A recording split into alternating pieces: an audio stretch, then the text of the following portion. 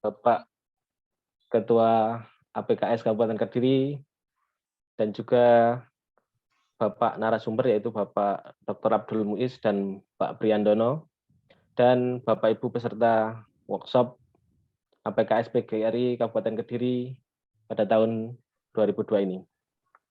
Alhamdulillahirrabbilalamin, pagi ini kita dapat bersemuka walaupun dalam sebuah aplikasi Zoom.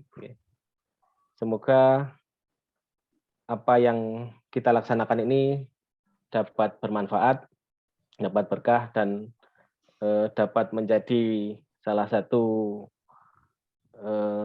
wujud kita berkarya bagi bangsa ini. Sebelum acara kita mulai, marilah kita berdoa agar apa acara yang kita laksanakan hari ini dapat berlangsung lancar, aman, sukses, bermanfaat di dunia wal akhirah. Berdoa silahkan.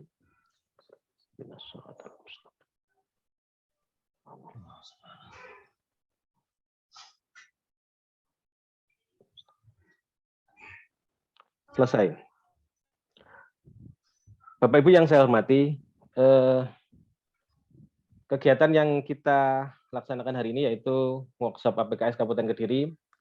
Susunan acaranya yaitu yang pertama pembukaan kegiatan acara untuk hari ini. Untuk pembukaan umumnya sudah kita lalui kemarin. Yang kedua langsung penyampaian dari narasumber, yaitu narasumber pertama yaitu Dr. Abdul Muiz, MPDI. Narasumber kedua yaitu Bapak Priandono. Namun sebelum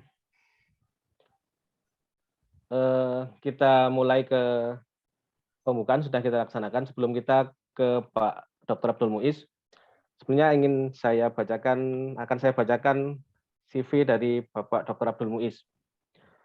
Bapak Dr. Abdul Muiz, MPDI, adalah seorang guru dan penulis, lahir di Jember 1 Januari 1986. Menyelesaikan pendidikan S3 di UIN Jember pada Oktober 2002. Oktober 2002, barusan nih Pak. Betul, Pak. Wah, alhamdulillah. Selamat Pak. Terima kasih. Dan kini tinggal di Yosawilangun, Lumajang. Konsen di bidang kepenulisan dan pembukuan. Mendirikan penerbit Pustaka Mahameru pada 2014 dan Klik Media pada 2019. Penghargaannya sangat banyak ya. Juara 1 guru PAI berprestasi nasional 2021, penulis buku terbaik GTK Creative Camp tahun 2021, juara 2 Lomba Inovasi Pendidikan Karakter tahun 2017, juara 1 Apresiasi Guru PAI Kanwil Kemenak Jawa Timur 2016, dan masih banyak lagi ya kalau saya bacakan. Selanjutnya, karir organisasi, instruktur ICT Direktorat Kemenak 2019 sampai sekarang, instruktur PPKB Direktorat Kemenak 2019 sampai sekarang, Ketua MGMP PAI SMA Kabupaten Lumajang 2013-2018, Sekdip Pengembangan Keilmuan MGMP PAI SMA Provinsi Jawa Timur mulai tahun 2017 sampai sekarang. Publikasi karya, remodeling pembelajaran bagi guru. Yang kedua, konsep dan strategi pembelajaran di era revolusi industri, Diva Press 2009. Andai tahun ini Ramadan terakhirku, Mahameru Press 2018. Dan Muhammad the Great Leader and Manager, Pustaka Pelajar 2014. Pendidikan S1 di STAIN Jember, S2 di UIN Jember, S3 di UIN Jember. Bapak Ibu peserta workshop APKS PGRI Kabupaten Kediri yang saya hormati, ternyata narasumber kita ini sangat luar biasa, ya. Mulai dari karir, pendidikan, dan publikasi karya ilmiahnya. Jadi Bapak Ibu silahkan manfaatkan sebesar-besarnya. Mari kita ngangsu kaweruh istilahnya ya dari narasumber kita ini. Langsung saja, mungkin Bapak Ibu guru ingin langsung berinteraksi dengan Pak Muiz. Nanti Bapak Ibu yang ingin bertanya silahkan mengetik pada kolom chat ya, kolom chat. Insya Allah nanti akan ada sesi tanya jawab pada 30 menit terakhir ya. Jadi silakan nanti mengetik apa yang ingin ditanyakan. Terima kasih, mungkin itu slide kecil dari CV Pak Abdul Muiz nih. Untuk lebih jelasnya, mari langsung kita simak paparan dari Pak Abdul Muiz. Pak Abdul Muiz, monggo Pak. Ya. Terima kasih Pak Burhan. Assalamualaikum warahmatullahi wabarakatuh. Yang saya hormati Ketua PGRI Kabupaten Kediri, Bapak Ibu yang hadir di room meeting pada pagi hari ini. Alhamdulillah kita diberi kesempatan dan waktu yang luang untuk bersama-sama belajar. Sejatinya saya adalah pemain pengganti. Jadi materi awal Bapak Dr. Suari yang hari ini berhalangan, saya hadir untuk menggantikan beliau. Semoga paparan saya nanti tidak mengecewakan Bapak Ibu. Karena namanya pemain pengganti kan harus hati-hati. Kalau di sepak bola itu karena pemain pengganti maka tidak sehebat pemain inti. Tapi pada intinya kehadiran saya di sini bersama Bapak Ibu adalah tujuannya bersama-sama belajar, bukan berarti saya menggurui, tidak, tetapi karena saya tahu lebih dulu, maka apa yang saya ketahui saya bagikan kepada Bapak Ibu. Bapak Ibu, hari ini saya hadir di room meeting ini dengan materi sesuai dengan apa yang disampaikan oleh panitia, yakni bagaimana menulis dan menyusun buku pendamping atau buku ajar.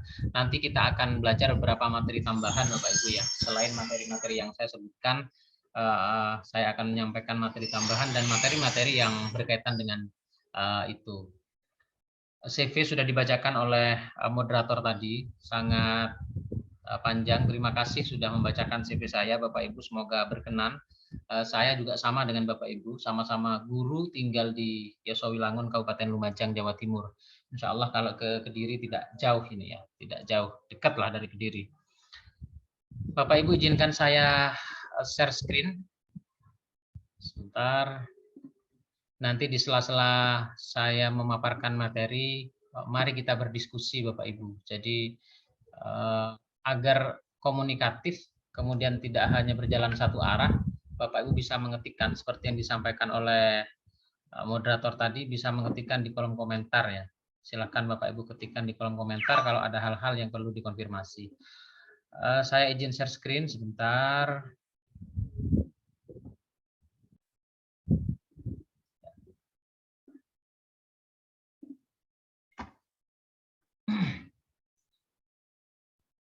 Bapak Ibu, hari ini kita akan belajar bagaimana menyusun buku ajar dan buku penunjang berkaitan dengan profesi kita, khususnya guru. Karena guru itu tidak lepas dari membaca dan menulis ya. Maka salah satu hal yang juga perlu kita pahami dan bahkan mungkin bisa kita pelajari secara detail adalah bagaimana kita menghadirkan buku ajar dan buku penunjang yang itu bisa menjadi bagian penting dalam aktivitas pembelajaran kita bersama peserta didik. Kalau selama ini kita cenderung menggunakan buku ajar atau buku penunjang milik orang lain, mari kita mulai mencoba pelan-pelan membuat buku penunjang atau buku pendamping ya, buku pendamping, buku ajar kita gunakan di kelas kita, buku yang kita tulis itu kita gunakan di kelas kita. Kenapa seperti itu? Karena pada dasarnya profesi guru itu materinya akan berulang-ulang setiap tahun. Jadi ini menjadi ladang yang luas, menjadi peluang yang sangat besar karena di luar kepala, apalagi mengajarnya sudah puluhan tahun. Itu materi-materi yang materi-materi yang ada dalam buku kan tidak banyak perubahan. Walaupun secara hierarkis kurikulum itu berubah, kurikulum KTSP, K13, kurikulum Merdeka dan seterusnya, tetapi konsep dan strategi atau konsep yang ada di dalam materi itu tidak menimbulkan banyak perubahan. Nah, ini yang paling menjadi alasan paling kuat ya, mengapa kita harus menulis buku ajar sendiri, kemudian kita punya buku ajar sendiri, kita memiliki buku ajar sendiri, ini menjadi alasan paling kuat sehingga kenapa kok materi yang kita sampaikan di kelas berulang-ulang itu tidak kita wujudkan dalam bentuk fisik buku. Berikutnya Bapak Ibu, kenapa apa yang dimaksud dengan buku ajar? Secara umum, pengertian di Wikipedia itu buku ajar adalah buku acuan yang berisi kumpulan materi dalam cabang ilmu tertentu yang disajikan secara komprehensif.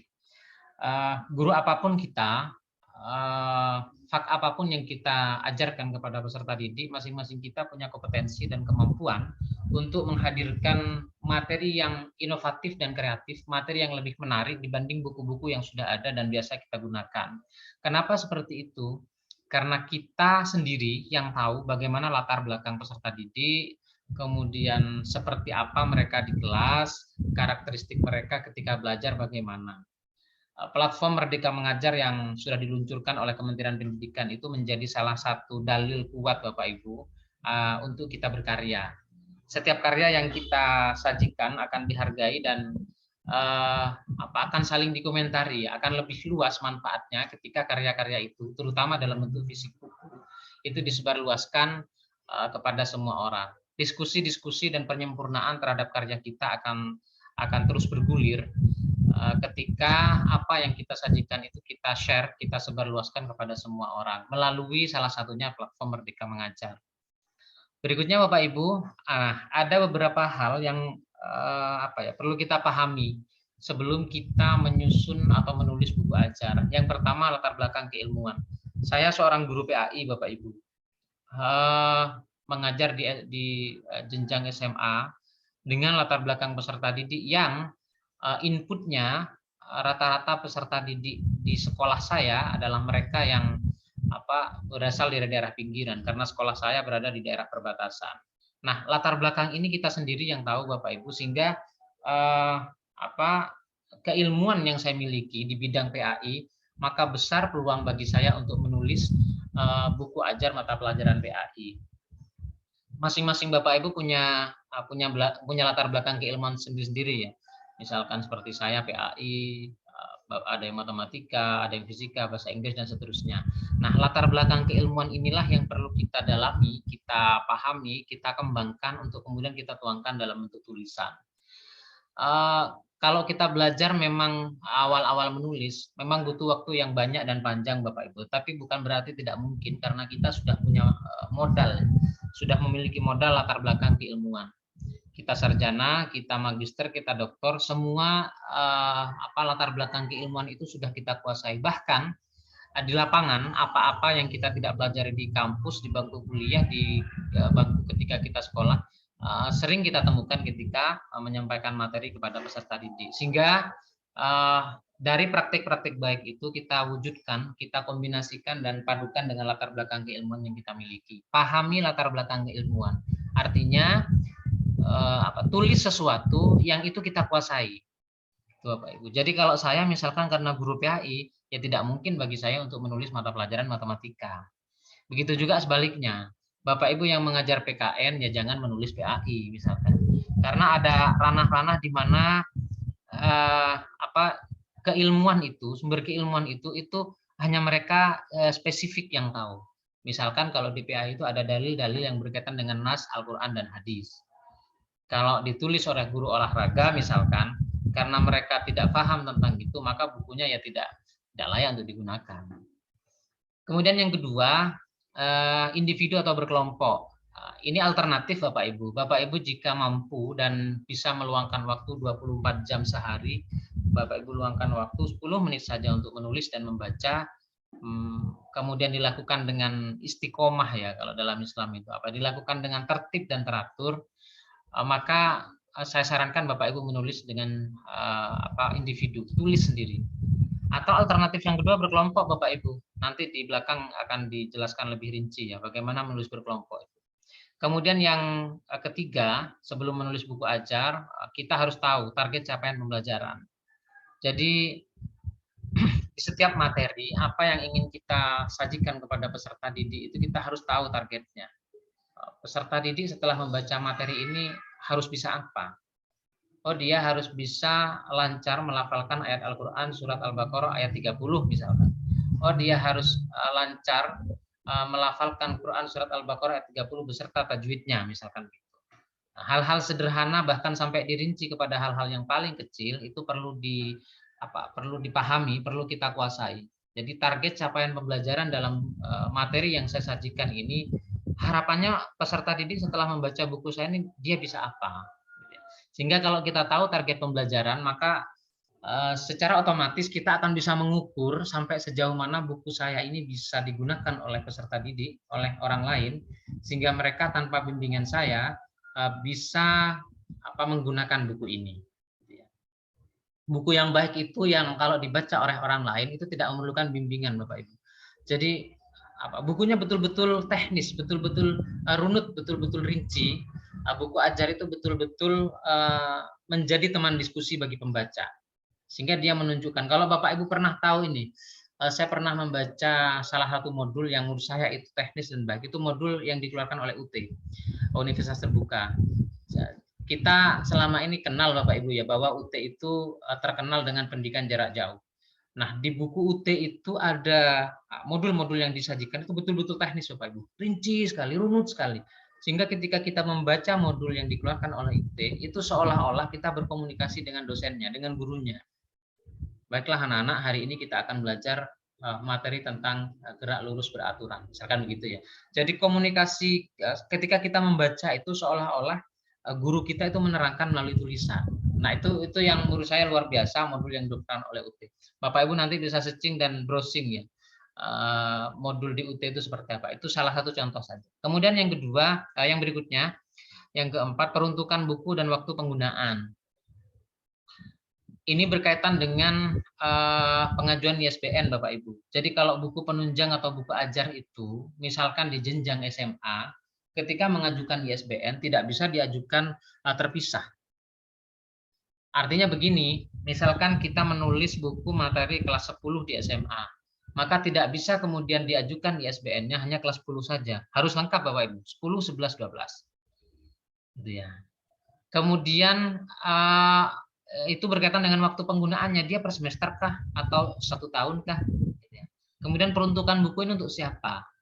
Nah, ini berkaitan dengan hal teknis ketika buku itu diajukan untuk memperoleh ISBN. Sejak Ramadan kemarin, Bapak Ibu, Perpusnas itu memperketat pengajuan ISBN. Jadi kenapa kok begitu? Ada ini Bapak Ibu, ada apa namanya ya?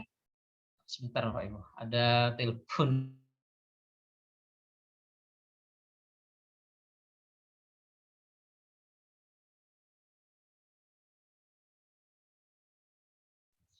Jadi kalau di pengajuan di Perpusnas itu sebentar.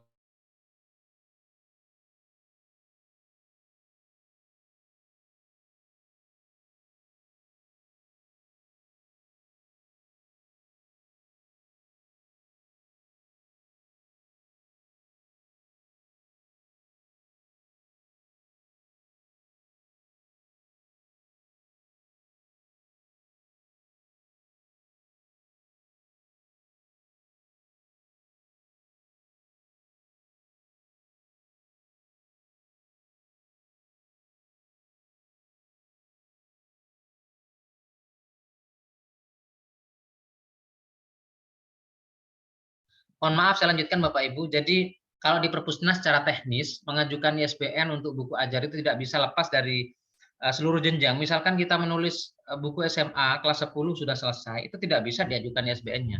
10, 11, 12. Jadi harus selesai nih, satu paket kemudian diajukan. Kemudian yang kedua, ISBN yang akan didapat nanti ada 4 Bapak Ibu.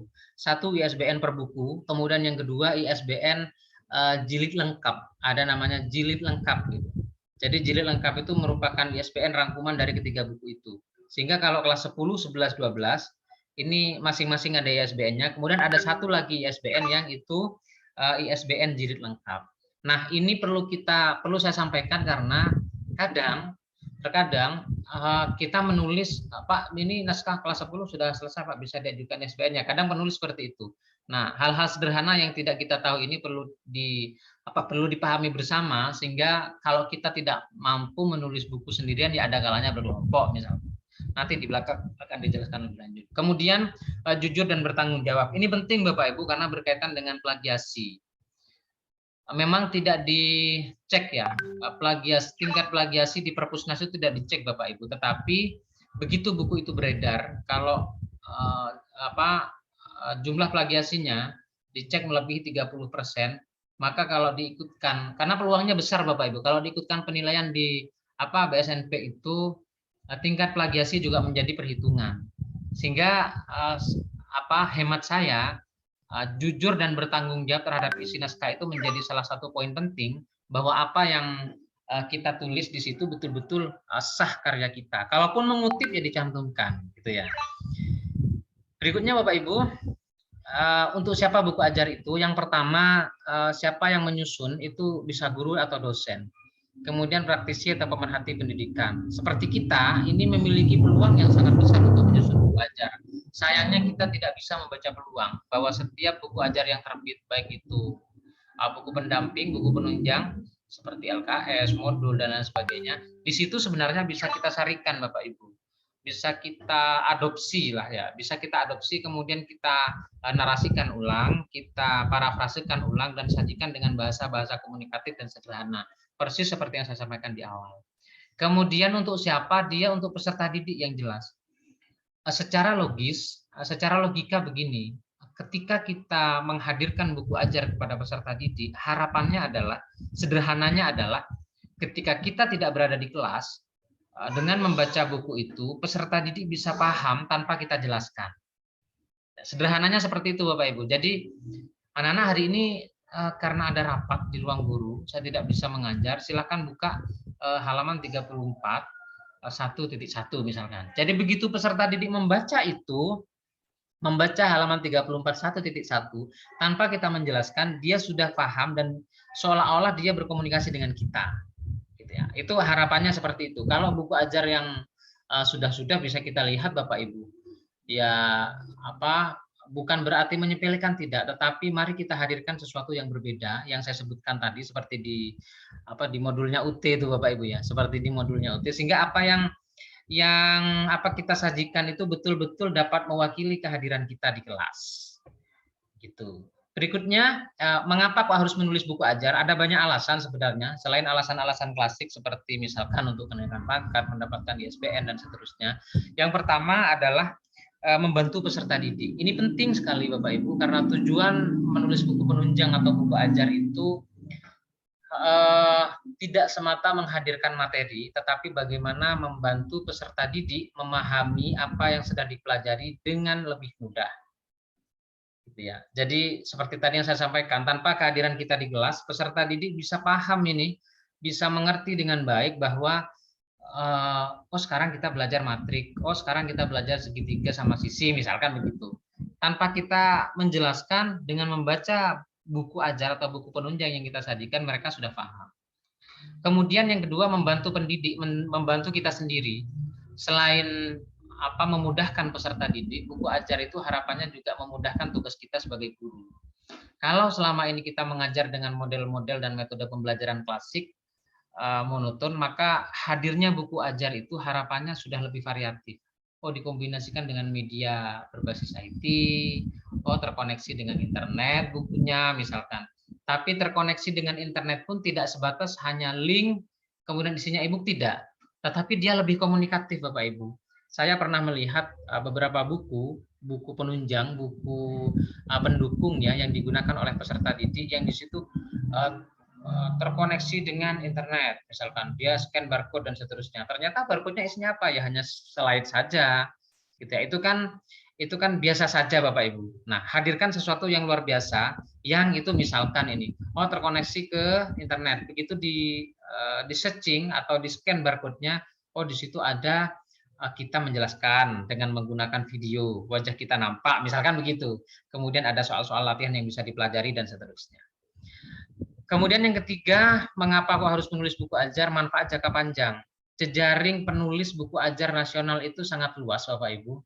Kemudian jika buku kita memang buku-buku yang berbeda, inovatif, dan novelty, memiliki kebaruan, maka manfaat jangka panjang itu akan kita rasakan, akan semakin banyak yang menggunakan buku kita. Ya, awalnya memang lingkup kecil lah Bapak Ibu ya. Di kelas kita sendiri misalkan, kemudian meluas ke beberapa bagian di kelas-kelas lain, digunakan oleh rekan sejawat dan seterusnya. Yang keempat, familiar dan akrab dengan keseharian. Seperti tadi yang saya sampaikan, kita mengajar itu sudah puluhan tahun, maka kecil kemungkinan dalam tanda kutip kita tidak menguasai materi karena setiap tahunnya materi itu selalu kita ulang-ulang. Sehingga itu menjadi peluang yang sangat besar bagi kita ketika kita menulis buku ajar. Kemudian yang berikutnya adalah mudah dan sederhana. Mudah itu maksudnya karena referensi yang tersedia sangat melimpah dan banyak. Sederhana, buku ajar itu tidak serumit buku-buku yang lain karena dia susunannya sudah paten. Nah, yang terakhir ini yang menjadi daya tarik mungkin ya bagi sebagian kita adalah passive income. Jadi buku ajar itu bisa kita berikan kepada peserta didik dengan cara mereka membeli melalui koperasi sekolah misalkan. Jadi dia setiap tahun akan terus Bapak Ibu, terus berganti, terus digunakan. Baik, berikutnya bagaimana? Nah, kita masuk ke inti Bapak Ibu bagaimana menyusun buku ajar yang baik. Poin yang pertama adalah menggunakan bahasa sendiri. Ini butuh latihan yang banyak dan panjang. Tidak bisa kita menyusun buku ajar dalam sekali duduk. Jadi butuh waktu yang banyak itu memang kita perlu menyisihkan dari 24 jam sehari semalam waktu kita perlu menyisihkan 10-15 menit untuk membaca dan menulis. Buku ajar yang baik itu atau buku apapun itu yang baik tidak bisa diselesaikan dengan sekali duduk kemudian dia Bapak Ibu dia selesaikan sekali duduk kemudian dia selesai, tidak bisa. Itu pasti tidak bagus bukunya. Buku yang baik itu ya diselesaikan dengan melalui banyak tahapan, melalui proses yang panjang, termasuk meluangkan waktu secara istiqomah, secara tertib dalam keseharian kita. Kita pilih waktu yang paling nyaman Bapak Ibu. Kita menulisnya itu jam berapa. Pilihlah mood yang paling membuat kita senang, bahagia ketika kita di depan laptop kemudian menulis. Gunakan bahasa yang komunikatif, kemudian bahasa yang mandiri, bahasa yang menuntun dan dapat dipahami tanpa dipandu oleh orang lain. Ini sangat penting karena akan menjadi poin tersendiri bahwa buku kita itu memang berbeda dengan buku-buku ajar yang lain. Bapak Ibu bisa baca ya, kalau di rumah ada buku-buku pelajaran yang ditulis oleh banyak orang, rata-rata buku itu hanya berbicara tentang konseptual saja. Jadi tidak komunikatif, tidak menunjuk pada bagaimana cara menuntun siswa memahami materi A misalkan begitu. Nah, itu yang dalam tanda kutip menjadi peluang besar kita bahwa buku ajar kita akan lebih menarik. Kemudian penggunaan bahasa sendiri selain menghindari plagiasi juga akan menjadi ciri khas bahwa buku yang disusun berbeda dengan yang sudah ada. Yang kedua, diksi yang tepat. Nah, ini memilih diksi ini memaksa kita untuk belajar Bapak Ibu, belajar dan banyak membaca. Jadi karena buku peruntukannya bagi peserta didik misalkan, karena jenjang SMA saya mengajarnya ya sesuaikan bagaimana bahasa-bahasa yang kita digunakan tidak terlalu ilmiah. Diksi yang baik adalah diksi yang digunakan dengan menggunakan bahasa sederhana dan mudah dipahami. Perhatikan pula segmen pembaca. Jadi sesuaikan Bapak Ibu untuk anak SD, jangan terlalu tinggi lah bahasanya, jangan terlalu ilmiah lah bahasanya. Bahkan itu bahasa yang sulit dipahami akan menjadikan anak tidak nyaman dan mungkin merasa bosan. Ini apa ini artinya? Sehingga mereka harus browsing dulu. Jangan sampai ketika anak-anak membaca materi kita yang ada dalam buku, mereka harus mencari penjelasannya di luar buku. Jangan sampai seperti itu. Berikutnya Bapak Ibu, bagaimana menyusun buku ajar yang baik? Yang keempat adalah novelty. Novelty itu kebaruan dalam buku. Bapak Ibu bisa observasi nanti ya, bisa membandingkan, bisa membaca buku-buku yang lain yang sudah ada. Kemudian bandingkan, ini buku A kekurangannya apa? Buku B kekurangannya apa? Nah, kekurangan-kekurangan itu yang kita lengkapi Bapak Ibu. Nah, ini kurang begini kayaknya. Ini kalau saya lengkapi kayaknya bagus. Buku ajar yang berbeda dan menyajikan daya tarik tersendiri kepada pembaca. Hadirkan sesuatu yang berbeda, baru dan fresh, sehingga buku memiliki keunikan dan perbedaan dengan buku-buku yang lain. Misalkan Bapak Ibu mengambil contoh kasus, misalkan, tragedi Kanjuruhan, misalkan. Itu kalau kita tulis saat ini, 1 tahun ke depan kan masih ada novelty-nya Bapak Ibu, kaitkan dengan materi yang sedang dipelajari oleh anak-anak dan seterusnya. Novelty itu juga misalkan begini, kalau di buku-buku ajar, ini belum saya temukan Bapak Ibu ya, entah saya yang kelewat informasi atau observasi saya terlewat, saya belum menemukan bahwa buku ajar itu, buku penunjang atau buku ajar yang disajikan kepada peserta didik, di situ juga berisi metode pembelajaran. Nah, ini menjadi apa? Menjadi peluang bagi kita bahwa setiap materi kita sajikan metode. Iman kepada hari akhir kalau di PAI ya. Langkah pembelajaran misalkan. Pasti seperti di buku guru itu.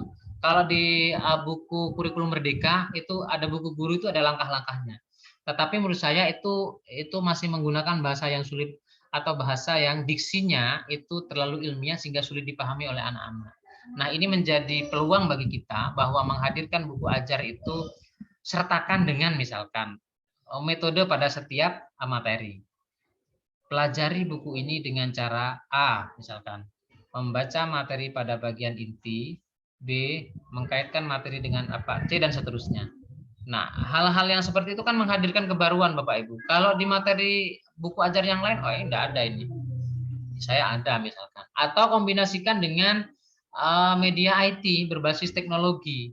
Misalkan menggunakan Kahoot, menggunakan apalah terserah, menggunakan papan virtual, menggunakan video pembelajaran di internet yang kita buat sendiri, yang linknya dibuat pribadi dan seterusnya. Yang berikutnya, pengembangan pembahasan. Nah, ini bisa kita kombinasikan dengan sumber-sumber klasik. Kalau saya contohkan begini, materi tajwid di SMA, di mata pelajaran PAI, itu disajikan hanya dengan memberikan contoh dan pembahasan materi konseptual saja. Nah, pernah saya sajikan begini Bapak Ibu, saya ambilkan dari kitab klasik, misalkan kitab tajwid yang dipelajari oleh anak-anak pondok. Oh, bagaimana memahami bacaan idhar itu dengan dilakukan. Ada syair ya kalau di Arab itu. Dia ada memahami bacaan idhar halki itu dengan cara dilakukan. Ada lagunya Bapak Ibu. Gitu ya. Nah, itu yang berbeda. Nah, hadirkan mengembangkan materi dengan cara-cara kreatif seperti itu akan menghadirkan novelty tersendiri terhadap buku ajar yang kita buat. Yang berikutnya adalah struktur isi. Ini secara rinci akan dijelaskan di bagian berikutnya. Ikuti struktur buku secara umum, lakukan riset dan observasi terhadap buku sebelumnya sebagai bahan acuan. Bapak Ibu nanti bisa menggunakan rumus ATM, amati, tiru, kemudian modifikasi. Main-mainlah ke toko buku, ke Gramedia, ke perpustakaan, ke Togamas atau toko-toko buku yang lain. Kemudian Bapak Ibu baca. Kalau di Gramedia itu ada rak buku bestseller misalkan. Itu buku-buku bukan buku pelajaran ya. Kalau di buku pelajaran tidak seperti itu. Tapi Bapak Ibu bisa membandingkan nanti bahwa buku-buku pelajaran yang sudah terbit itu seperti apa sih. Nah, ini observasi ini perlu agar kita bisa membandingkan kekurangan di buku ini apa yang bisa saya lengkapi. Kemudian berikutnya Bapak Ibu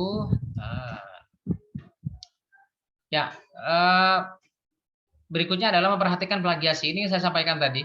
Jadi minimal 30% Bapak Ibu plagiasi itu. Jadi tidak boleh lebih dari 30% maksudnya. Nah, ya kadang kita cenderung karena kepingin buru-buru bukunya selesai sehingga kopas sana sini ketika dicek plagiasinya ternyata kok tinggi misalkan begitu. Nah, harapannya di buku ajar itu ya plagiasinya tidak tinggi, maksimal ya bukan minimal ya, maksimal 30% tidak boleh lebih.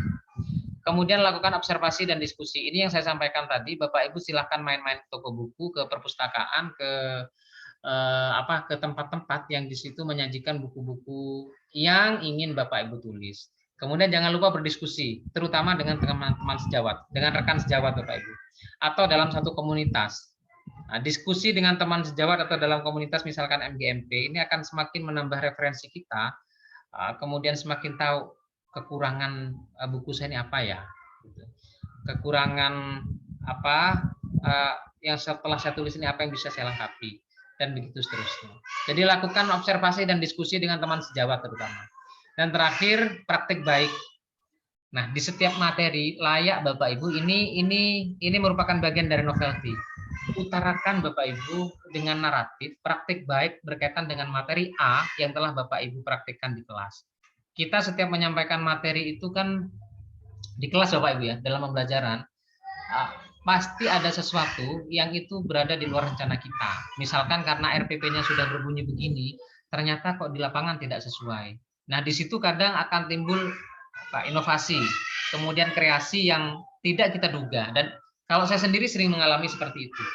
Sehingga kalau menghadirkan praktik baik dalam materi yang kita tulis dalam buku, itu akan menjadi refleksi kepada orang yang membaca, terutama kepada peserta didik juga akan menghadirkan inspirasi. Nah, ini novelty Bapak Ibu, dan selama ini belum pernah saya temukan di buku-buku ajar atau buku penunjang yang sudah terbit. Secara umum seperti ini, berikutnya format buku ajar. Jadi ada bagian awal, bagian isi, bagian akhir, dan bagian tambahan. Ini pengembangan saja Bapak Ibu. Secara umum buku ajar memuat beberapa hal berikut. Bapak Ibu juga nanti bisa mengembangkan dengan menambahkan kebaruan ya, atau menambahkan sesuatu yang berbeda. Di bagian awal itu ada halaman cover, kemudian prakata, daftar isi, daftar gambar, dan seterusnya. Yang berlaku umum lah Bapak Ibu. Kemudian di bagian isi, Bapak Ibu bisa bisa mengelompokkan ya berdasarkan materi-materi tertentu.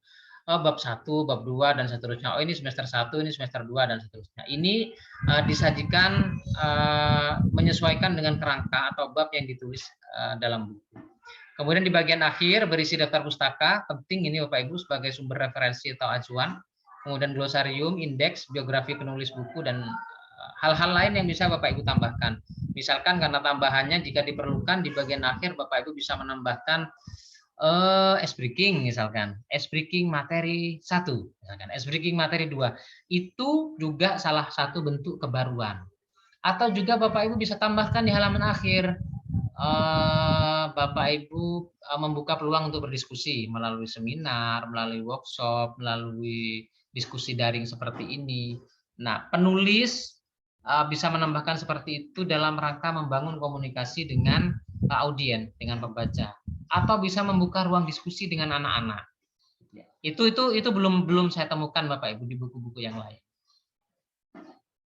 Ini manfaat Bapak Ibu ya, secara umum seperti ini. Manfaat menulis buku ajar yang pertama, jejaring penulis tadi yang saya sampaikan. Komunikasi antar sama penulis buku akan membangun konsep baru yang bahkan format baru buku ajar yang memungkinkan lebih inovatif dan kreatif. Misalkan buku ajar juga disajikan dalam bentuk aplikasi. Ini komunikasi seperti ini nanti akan terbangun dengan sendirinya kalau Bapak Ibu sudah berhasil menulis buku ajar. Kemudian konsep dan strategi. Nah, ini penting Bapak Ibu ya. Sebentar. Kelebihan dalam menulis buku ajar itu, konsep dan strategi. Kelebihan guru dalam menulis buku ajar adalah konsep dan strategi yang telah lama dikuasai dan bahkan dipraktikkan dalam kehidupan sehari-hari dalam pembelajaran di kelas bersama peserta didik. Tadi di awal sudah banyak sekali saya singgung bahwa kita menyampaikan materi kepada peserta didik itu kan tiap tahun berulang-ulang Bapak Ibu. Kalau ngajarnya sudah 20 tahun, berarti sudah diulang 20 kali, kan begitu. Ngajar iman kepada hari akhir misalkan kalau saya, ini ngajarnya sudah 10 tahun, 10 kali diulang-ulang itu Bapak Ibu. Artinya apa? Di kepala ini sudah lontok bahasanya ya, sudah paham dengan detail bahwa oh ini loh materi yang pas begini. Tahun lalu saya pakai materi ini ternyata kurang pas. Saya pakai materi ini misalkan begitu. Kemudian marketable, kalau buku kita itu menarik, maka dia akan layak jual Bapak Ibu. Nah, ini akan menghadirkan passive income kepada kita bahwa apa yang kita tulis itu menulisnya sekali nanti passive income-nya berkali-kali. Kemudian akan menjadi ruang referensi dan diskusi. Ini bagian dari evaluasi dan penyempurnaan buku ajar yang kita miliki. Berikutnya Bapak Ibu, ini beberapa alternatif yang bisa kita gunakan kalau Bapak Ibu menulis buku ajar. 1, menulis berkelompok dengan mapel serumpun. Kemudian yang kedua berkolaborasi Bapak Ibu. Sebentar, ini berkolaborasi itu bisa berdua atau bertiga. Atau bertiga misalkan saya nulis kelas 10, rekan saya kelas 11, rekan satunya lagi kelas 12. Atau menulis individu, mandiri dengan bimbingan. Jadi Bapak Ibu nanti di kelas ini khususnya, Bapak Ibu bisa menulis individu buku ajar itu dengan bimbingan mentor, boleh saya, kemudian Pak Priandono, dan siapa yang menjadi materi Pak Yasin dan seterusnya. Nah, ini fasilitas Bapak Ibu ya yang bisa Bapak Ibu dapatkan ketika Bapak Ibu menulis buku ajar bersama APKS PGRI Kabupaten Kediri dan Klik Media. Kemudian menulis antologi bareng-bareng Bapak Ibu, rame-rame bisa dilakukan. Alternatif saja ini. Nah, di Klik Media, saya mendirikan penerbit Klik Media itu 2019 Bapak Ibu. Ini sudah pada hal teknis ya Pak Ibu ya materinya. Kalau tadi kita sudah bicara panjang lebar berkaitan dengan materi menulis buku ajar, ini sudah pada hal teknis. Jadi di Klik Media itu ada 2 penerbit yang saya dirikan. 2014 itu Pustaka Mahameru, kemudian 2019 Klik Media. Merupakan satu kesatuan penerbit yang saya dirikan dalam rangka karena sejak dulu saya bermimpi itu punya penerbit Bapak Ibu, baru terwujud 2014. Ya awal memang buku-buku yang diterbitkan ya buku saya sendiri. Tetapi seiring berjalannya waktu, buku-buku itu kemudian merambah, teman-teman karena membaca buku saya, kemudian buku saya juga tidak lagi terbit di Klik Media dan Pustaka Mahameru, kemudian diterbitkan oleh Pustaka Pelajar, diterbitkan oleh Dipapres, diterbitkan oleh Laksana, diterbitkan oleh beberapa penerbit-penerbit yang lain. Nah itu kemudian terbangunlah jejaring Bapak Ibu, seperti tadi yang saya sampaikan, jejaring penulis itu akan terbangun komunitasnya dengan sendiri. Memang butuh waktu yang panjang dan lama, tetapi bukan berarti tidak mungkin kita akan membangun jaringan-jaringan itu. Di Klik Media 3 langkah ini yang bisa Bapak Ibu ikuti. Yang pertama, Bapak Ibu mengirimkan naskah dalam format Word. Jadi naskahnya minimal berisi halaman awal itu bagian cover. Bagian cover itu bukan covernya Bapak Ibu ya, tapi bagian covernya. Bagian cover itu halaman di balik cover. Kemudian ada kata pengantar, daftar isi, kemudian isi bukunya sendiri, biografi penulis, dan yang terakhir pernyataan keaslian naskah. Yang terakhir ini baru ada beberapa bulan terakhir. Jadi Perpusnas itu meminta bahwa harus ada ini format surat keaslian naskah yang ditulis oleh penulis ini bermaterai. Kalau dulu tidak ada Bapak Ibu. Kemudian nanti langkah yang kedua, begitu naskah Bapak Ibu masuk akan dikoreksi oleh tim kami di penerbit Klik Media, termasuk kelengkapannya terutama. Jadi kalau naskah sudah dinyatakan lengkap, nanti akan dikonfirmasi kepada penulis. Jika tidak lengkap, apa kekurangannya akan dimintakan lagi. Jadi ada admin yang akan berkomunikasi dengan Bapak Ibu melalui chat WA di jam kerja. Yang terakhir, konfirmasi jika naskah Bapak Ibu sudah lengkap, nanti silakan, biaya penerbitannya sekian Pak, misalkan. Mau dicetak sekian, misalkan dicetak berapa dulu dan seterusnya. Tunggu hingga proses selesai. Secara berkala, admin akan menginformasikan kepada penulis terkait progres naskah. Kenapa kok Bapak Ibu harus menulis buku di Klik Media? Ini alasan-alasan yang klasik sebenarnya. Yang pertama, kami itu penerbit lalu percetakan. Jadi berbeda Bapak Ibu ya. Ini perlu digarisbawahi. Penerbit itu penerbit lalu percetakan itu artinya ada penerbit yang memiliki percetakan. Kalau di lapangan yang ada hanya penerbit saja, sehingga percetakannya dia harus bekerja sama dengan orang lain. Tapi kalau di Klik Media tidak begitu. Ada lagi yang kebalik, percetakan lalu penerbit. Jadi dia konsen di mencetak buku-buku, membantu penerbit-penerbit indie yang tidak punya percetakan. Seperti di Malang itu banyak Bapak Ibu, penerbit percetakan kemudian penerbit. Jadi penerbitnya yang ngikuti percetakan. Tapi kalau di Klik Media tidak. 2014 kami hanya penerbit saja, tetapi 2021 pandemi waktu itu kita lalu percetakan, mendirikan percetakan, sudah punya mesin sendiri, mesin cetak sendiri, semua proses dilakukan di satu tempat. Sehingga Klik Media itu alasan terkuat adalah dia penerbit sekaligus percetakan yang sudah tidak bekerja sama dengan pihak ketiga. Jadi naskah yang masuk dalam bentuk file, kemudian dia keluar di sana dalam bentuk fisik. Kita juga melayani pengiriman ke seluruh Indonesia, semua di packing dengan rapi dan sudah diproses dalam satu tempat. Kemudian yang kedua adalah progres naskah. Secara berkala, admin di jam kerja akan menginformasikan kepada Bapak Ibu progres naskahnya sampai di mana ini. Oh, masih pengajuan ISBN. Jadi setiap progres itu akan diinformasikan kepada penulis oleh admin. Jadi admin akan secara berkala mengirimkan WA kepada penulis. Kemudian sebelum yang ketiga adalah komunikasi fast respon. Artinya begini, Bapak Ibu jika admin tidak ngechat ini ya, ini buku saya kok ada progresnya, Bapak Ibu bisa chat admin di jam kerja. Sehingga misalkan Bapak Ibu ingin mengetahui sampai di mana progresnya, nanti akan diinformasikan oleh admin. Kemudian buku itu tidak akan dicetak Bapak Ibu sebelum penulis mengatakan ya silakan cetak. Artinya ada persetujuan akhir dari penulis. Nah, itu yang disebut dengan quality control. Bapak Ibu bisa mengontrol naskahnya sendiri. Ini dibuang, ini ditambahi. Oh, ini ada salah ketik misalkan. Secara detail Bapak Ibu diperkenankan untuk mengoreksi setelah buku itu diedit dan di layout oleh tim kami, mengoreksi ini layoutnya kurang bagus, saya kepengennya begini dan seterusnya. Nah, begitu penulis sudah puas dengan filenya, nanti akan dikirimin link Bapak Ibu, link drive ya, yang isinya adalah cover buku dan naskah dalam bentuk PDF yang bisa Bapak Ibu koreksi. Kemudian yang kelima, nanti ada pendampingan. Jika Bapak Ibu memerlukan kegiatan pelatihan daring seperti ini, akan ada pendampingan secara berkala. Yang keenam, murah dan terjangkau karena kami sudah memiliki mesin sendiri yang memadai yang bisa membantu Bapak Ibu mewujudkan Bapak Ibu memiliki buku. Materi tambahan Bapak Ibu ini sesuai dengan permintaan panitia kepada saya tadi pagi, artikel ilmiah dalam jurnal. Kami mengelola ada 6 apa 7 gitu ya, jurnal ilmiah tingkat nasional Bapak Ibu.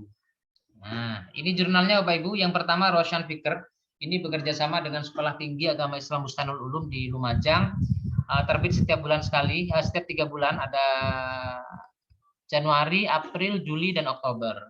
Kemudian Gama, ini yang pertama kali jurnal yang diluncurkan oleh Pustaka Mahameru. Dia juga sama periode terbitnya Januari, April, Juli, dan Oktober. Kemudian jurnal Mutolaah, ini jurnal baru yang bekerja sama dengan MGMP Kota Waringin Barat.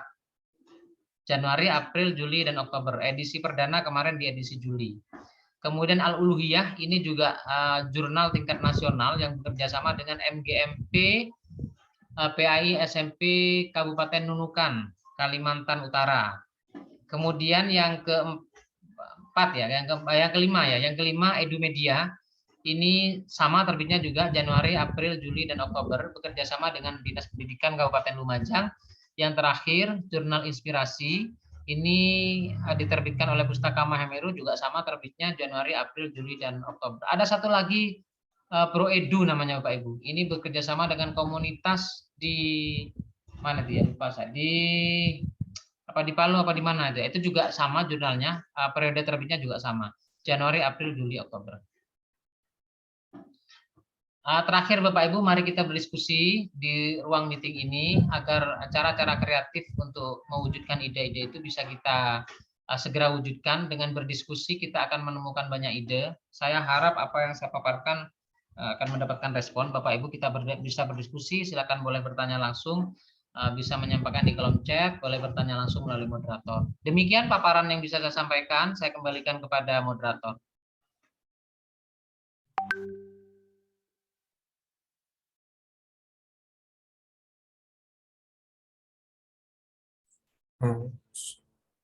Belum, suara tidak terdengar.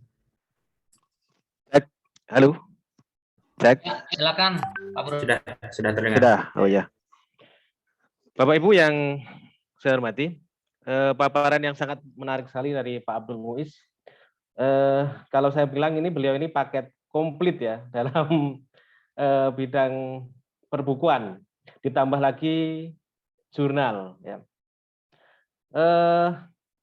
Saat ini adalah sesi diskusi.